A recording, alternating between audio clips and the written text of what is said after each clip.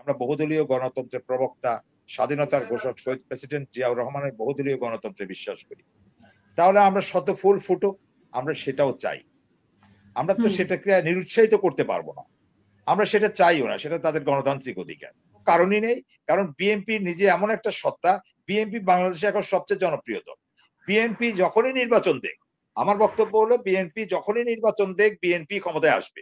এবার বিএনপি ক্ষমতায় আসবে এটা জনগণ অনেকটা নিশ্চিত হয়ে আছে। স্বরাষ্ট্র সচিব বিনা সিকরি এসে যখন উনি চলে গেলেন এবং এটা নিয়ে দেন দরবার করে গেলেন, তার কয়েক ঘন্টার মধ্যেই কার সহযোগিতায় কিভাবে চলে গেল এই রহস্য কেউ উদ্ঘাটন করতে চায় না। বিএনপি এটার দাবিও তোলে না। আমি আপনাকে বলতে চাই যে ২২ টা জেলা যদি হেলিকপ্টারে সফর করে, আমি তো মনে করি সরকারের সাশ্রয় হয়েছে। তো উপদেষ্টা যেহেতু পদবীতে সে মন্ত্রী পদমর্যাদা, এর চেয়েও অনেক খারাপ জায়গায় আমাদের ব্যয় হতে মানে অপচয় হতে আমরা লক্ষ্য করেছি। দৃষ্টান্ত রয়েছে। সেই তুলনায় ২২ টা জেলা একসাথে ঘুরবে মানে গাড়ি বহর নিয়ে, সেটা এত চাট্টিখানি কথা তো না। এখন আমার যদি অর্থ এবং সময় সাশ্রয় হয়, তাহলে সেখানে আমি দোষের কিছু দেখি না। কিন্তু সেখানে যদি কোনো ভিন্ন মোটিভ থাকতো বা তারা যে দল গঠনের যে নেপথ্যের যে কাজগুলোর কথা তাদের সম্পর্কের দিকে সন্দেহের তীর ছুড়ছে, যদি সেরকম কোনো প্রোগ্রামে মানে জয়েন করার জন্য ওই যে কিংস পার্টি তো বলার উদ্দেশ্যটাই হলো এটা রাজকীয় পার্টি। মানে তাদের শুরুতেই একটা মানে ইয়ে থাকে, রাজকীয় পৃষ্ঠপোষকতা থাকে। এজন্য এদেরকে কিংস পার্টি বলা হয়। এই ধরনের পার্টি যখন করে উঠে বিভিন্ন সময় চেষ্টা করা হয়, বা হয়েছে, সামনেও হবে হয়তো। হ্যাঁ? কিন্তু কথাটা হলো যে কি উপদেষ্টা আসিফ অনেকটা ক্লিয়ার করেছেন। আমি পড়েছি তারটা। তো তিনি যেটা বলেছেন যে তিনি সময় এবং সাশ্রয়ের জন্য সেটা করতে চেয়েছেন। তো আমিও এটার সাথে একমত। তার যুক্তিটা গ্রহণযোগ্য বলে আমি মনে করি। এবার আসি আপনি দল গঠনের যে বিষয়, তবে আবার বলে রাখি আমার দর্শক শ্রোতাদের ক্লিয়ারের জন্য, যদি সেটা কিংস পার্টি করার জন্য যদি কোনো সভা সমাবেশে যোগদানের উদ্দেশ্যে তিনি সেখানে যেতেন, তাহলে আমি সেটাকে নিন্দা জানাতাম বা সেটা গ্রহণযোগ্য নয়। এবার আসি আপনি যে কিংস পার্টি গঠন প্রক্রিয়া নিয়ে যে কথাগুলো হচ্ছে, আচ্ছা হাসিনা আপা আপনাকে আমি বলি, একটা বিপ্লব যখন হয়েছে, এখন আমরা বিএনপি যারা মতাদর্শকে লালন করি, আমরা বহুদলীয় গণতন্ত্রের প্রবক্তা, স্বাধীনতার ঘোষক শহীদ প্রেসিডেন্ট জিয়াউর রহমানের বহুদলীয় গণতন্ত্রে বিশ্বাস করি। তাহলে আমরা শত ফুল ফুটুক, আমরা সেটাও চাই। আমরা তো হুম, সেটাকে নিরুৎসাহিত করতে পারবো না। আমরা সেটা চাইও না। সেটা তাদের গণতান্ত্রিক অধিকার।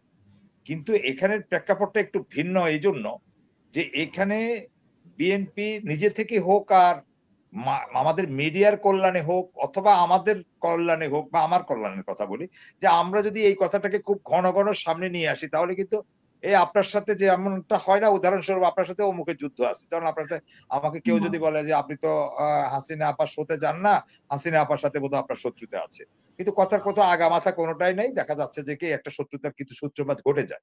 আমি মনে করি ১ম সূত্রপাতটা সেখান থেকে হয়েছে। যার কারণে সেটার উত্তর দিতে গিয়েছে বিএনপি নির্ধারণী পর্যায়ে মির্জা ফখরুল ইসলাম আলমগীর সাহেব, মির্জা আব্বাস সাহেব।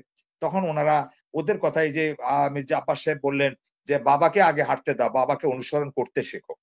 এই যে কথা থেকে এই বাহাস যেটা বললেন আপনি, এটার এই সূচনাটা হলো। আবার এই যে দখল বাণিজ্যের কথা বা বিএনপি আসতে মুদ্রার এপিঠ আর ওপিঠ, এটা তো দীর্ঘদিন থেকে বলে আসছিল। এখন কথাটা হলো সেটা কতটা সত্য বিএনপির বেলায়, এটা এই প্রজন্মের জেনারেশনকে বোঝানোটা বড় কঠিন। কারণ এই জেনারেশনে যারা আছে আপনি ২০ থেকে ২৩ বছর পর্যন্ত, ২০ থেকে ২৩ বছর পর্যন্ত তারা বিএনপির শাসনামল দেখেই নাই। বিএনপি কেমন ওইটা তারা দেখেও নাই। তাহলে আপনি শুধুমাত্র আপনার অতীতের বক্তব্য দিয়ে, অতীতের কর্মকাণ্ড দিয়ে এই কথাটা তাদের মাথায় বোঝানো খুবই কঠিন। তাদের মাথায় আওয়ামী লীগের ফেসিবাদ যেভাবে তাদের ভেতরে ঢুকে গেছে, আর না তাদেরকে মোটানোর জন্য তো কিছু আমাদের সুবিধাবাদী শ্রেণী, মাস্টার মাইন্ড বলেন, তথাকথিত বুদ্ধিজীবী বলেন, সেটা তো আছেই। সেটা হুম, সত্য মিথ্যা তারা যাচাই না করে যেমনটা হচ্ছে। আবার আমি অন্ধের মতো এই কথাও বলব না যে না বিএনপি একেবারে ধোয়া তুলসী পাতা, বিএনপি কোথাও মানে দখল করেনি, বিচ্ছিন্ন ঘটনা না হলে তো বিএনপিতে তারেক রহমান সাহেব এত শক্ত অবস্থান নিতেন না। বিএনপির এই যে তারুণ্যের অহংকারটা যে আমাদের মানে তারেক রহমান সাহেব উনি নিজেকে দেশ নায়ক বলতে উনি তাদেরকে না করতেন, পোস্টার নামিয়ে ফেলতে, ব্যানার নামিয়ে ফেলতে নির্দেশনা দিতেন না, কড়া বার্তা দিতেন না, বহিষ্কার করতেন না। এই জিনিসগুলো তো হতো না। কিছু না কিছু তো অপকর্ম হয়েছে, এটা তো আমাদেরকে মানতে হবে। এবং ওখান থেকেও একটা সন্দেহ, ওই যে যেটা শুনতে শুনতে দাদি নানিদের কাছে আমরা যেরকম ছোটবেলায় গল্প শুনতে শুনতে যেরকম বড় হয়ে বাঘ আসতেছে বাঘ আসতেছে, বাঘ আসলে এমন হবে তেমন হবে, এখন তারা হয়তো তাদের জেনারেশনটা ওই যে যারা তাদেরকে এটা মাস্টার মাইন্ড হিসাবে তাদেরকে এটা থ্রো করছে, তারা হয়তো ওটার ভিতরে কিছু সিমিলারিটি, কিছুটা কাকতালীয় ভাবে হলেও তাদের সেটা মিলে গেছে, যে কারণে তাদের মাথার ভিতরে গেছে।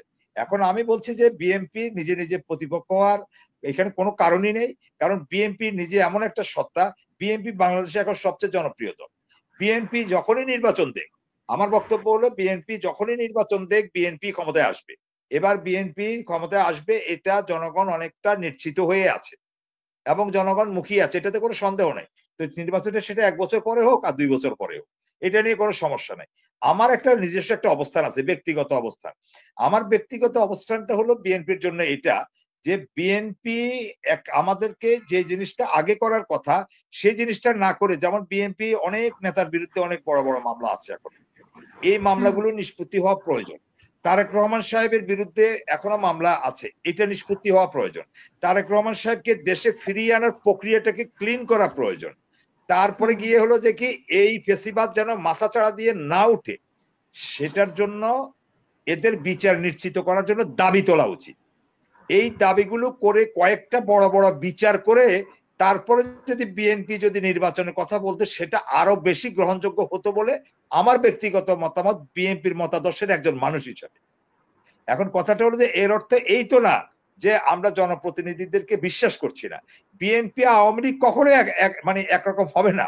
ভাইরে, আওয়ামী লীগের যে বুকের পাটা, বিএনপির সব দল মিলেও মানে সব কর্মী নেতা মিলেও এত বড় বুকের পাটা হবে না। মানে হুম। তারা যে ধরনের ডাকাত আওয়ামী লীগ, এরকম ডাকাতি করার, এত দুর্নীতি করার সাহস বিএনপি আরো ২-৩ টার্ম ক্ষমতায় ছিল, এত সাহস বিএনপির নাই। তো সুতরাং জি, বিএনপি কে ঠিক কথা। ওইরকম মানে অন্ধকারের এক মিনিট, মানে অন্ধকারের ঢিল না ছুঁড়ে আমি বিএনপি কে অনুরোধ করি বিনয়ের সাথে নীতি নির্ধারকদেরকে, ওনারা নির্বাচনের কথাটাকে একটু মানে কার্ভ করে বলুন। হ্যাঁ, এখানে ওই যে বিএনপির কাছে কেন জানি বিএনপি এখন আরেকটু ভয় পাচ্ছে, ওই যে আপনি প্রশ্ন করলেন এই বলে আমি শেষ করি, যে ওনারা কেন মুন্নারা ভয় পাচ্ছেন, সেই ভয়টা এই জায়গাতে তারা আওয়ামী লীগ যা বলছে কাকতালীয় ভাবে কেন জানি কথাটা বিএনপির কথার সাথে মিলে যাচ্ছে। চুপ্পুর অপসারণ করা যাবে না, আওয়ামী লীগও বলছে চুপ্পুর অপসারণ করা যাবে না। তারপরে বলছে সংবিধান লঙ্ঘন করা যাবে না, তারাও বলছে সংবিধান লঙ্ঘন করা যাবে না। তারা বলছে আওয়ামী লীগকে নিষিদ্ধকরণ যাবে না, আওয়ামী লীগ বলতেছে যে আওয়ামী লীগকে নিষিদ্ধ করা যাবে না। এই যে তাদের একটা সমীকরণ, এবং বিভিন্ন এলাকাতে শোনা যাচ্ছে যে ৯৫ দিন পরে আওয়ামী লীগের বিএনপির নেতাদের পৃষ্ঠপোষকতায় ওবায়দুল কাদের ছিলেন, এবং ভারতের মানে স্বরাষ্ট্র সচিব বিনা সিকরি এসে, হ্যাঁ, যখন উনি চলে গেলেন এবং এটা নিয়ে দেন দরবার করে গেলেন, তার কয়েক ঘন্টার মধ্যেই কার সহযোগিতায় কিভাবে চলে গেল এই রহস্য কেউ উদ্ঘাটন করতে চায় না, বিএনপি এটার দাবিও তোলে না। এই যে এই হুম। দাবিটা না তোলা, এর জন্য মুন্নাদের মনের ভেতরে একটা সন্দেহ দাঁড়া বাঁধে যে তারা নির্বাচনের জন্য বা নির্বাচনের ফায়দাটার জন্য আওয়ামী লীগের সাথে কোনো গোপন আতাত হচ্ছে কিনা। যদিও এটাকে আমি উড়িয়ে দিচ্ছি, একদমই মিথ্যা কথা, কিন্তু এটা তাদের সন্দেহ করার যথেষ্ট কারণও কিন্তু আছে। কারণ বিএনপির ভূমিকা, বিএনপির অবস্থান, বিএনপি স্টেটমেন্ট গুলো, এটাকে যদি আমরা ফলো করি তখন দেখবো যে কি তাদের বক্তব্যগুলো কিন্তু আওয়ামী লীগের বক্তব্যগুলোর সাথে মিলে যায়। তারা জি, গণতান্ত্রিক প্রক্রিয়া অনেক নির্বাচন চায়, হ্যাঁ বিএনপিও তা চায়। এই যে চাওয়া চাই, এই যখন দুইটা পক্ষের সাথে মিলে যায় তখন মুন্নাদের মনে প্রশ্নই জাগে যে তাহলে আমরা এতগুলো তাজা প্রাণ কেন দিলাম, একটা নির্বাচনের জন্য তো না, আওয়ামী লীগের সাথে সুর বিএনপির মিলে কেন। এই প্রশ্নগুলো ওনাদেরকে আমি মনে করি দ্বিধান্বিত করে উঠে বিএনপি নির্বাচিত হবে, যে বিএনপি বাংলাদেশের জনপ্রিয় দল, আমরা বিএনপি কে ভালোবাসি, দেশনেত্রী আপসীন নেত্রী, ওনার একটা ব্যক্তিগত ইমেজ আছে, তারেক রহমান সাহেবেরও আছে। তারেক রহমান সাহেব নিজেও তো এতবার নির্বাচনের কথা বলে না, বিএনপি যতবার বলে। ধন্যবাদ আপনাকে।